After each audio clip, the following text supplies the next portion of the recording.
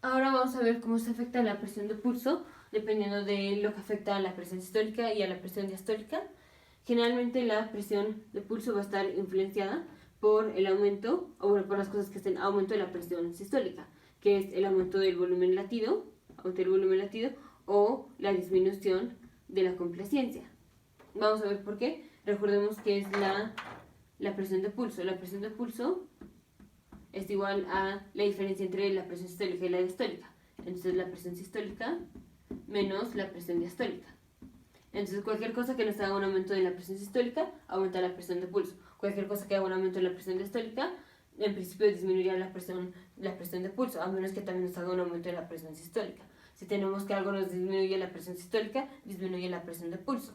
Generalmente los factores más importantes para la presión de pulso es el aumento del volumen latido y la disminución de la complacencia.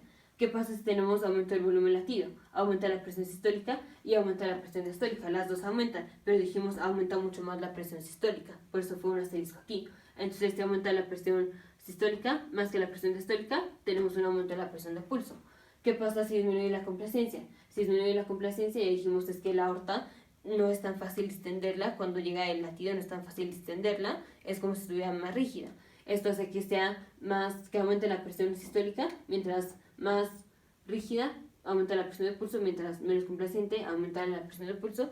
Y no puse qué pasaba en la presión diastólica, pero la presión diastólica, si tenemos, aquí está la aorta, bueno, corazón, aquí está la aorta, si tenemos que la aorta está rígida, mientras la aorta está rígida, dijimos la sangre, pues va a pasar así y casi no va a distender nada la aorta, entonces pasa y se va.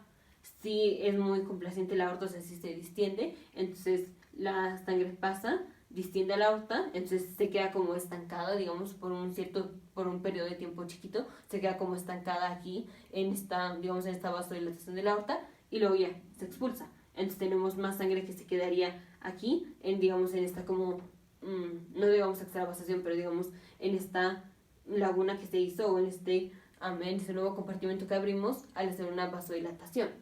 Entonces tenemos una aorta que es muy rígida, muy rígida. La sangre nada más pasa digamos, el tubo de la aorta, o sea, nada más pasa y se va, porque está muy rígida que no la puede distender, no la distiende. Entonces nada más pasa y se va. Si tenemos una aorta que es muy complaciente, entonces la sangre entra y se expande, y al expandirse pues la sangre puede ocupar más tramo de la aorta, un mayor cacho de la aorta ascendente, y no se va toda, o sea, sí, finalmente sí se va a ir, pero hay un mayor porcentaje de sangre que se queda en la parte proximal de la aorta porque está distendida, entonces cabe más sangre aquí porque está distendida. Y dijimos lo que determina la presión diastólica es lo que se queda de sangre al final de la sístole, o sea, cuando se empieza a relajar el ventrículo. Si tenemos que la aorta es más complaciente, pues va a haber más sangre que se queda aquí en la aorta ascendente que si la sangre nada más choca y ya se va. Si choca y distiende, pues se queda más sangre aquí porque cabe más.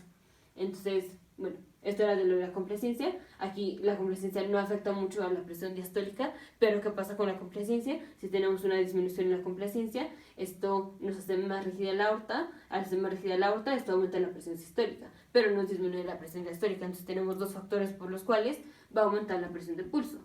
Y estos son los factores principales por los cuales aumentamos la presión de pulso. Un aumento en el volumen latido o una disminución en la complacencia, que es decir, una rigidez en la aorta. Entonces decimos la presión de pulso es directamente proporcional al volumen cardíaco, al volumen latido, y la presión de pulso es inversamente proporcional a la complacencia.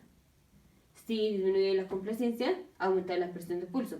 Si aumenta la complacencia, o sea que la aorta sea menos rígida, va a disminuir la presión de pulso. Nos vemos en el siguiente video.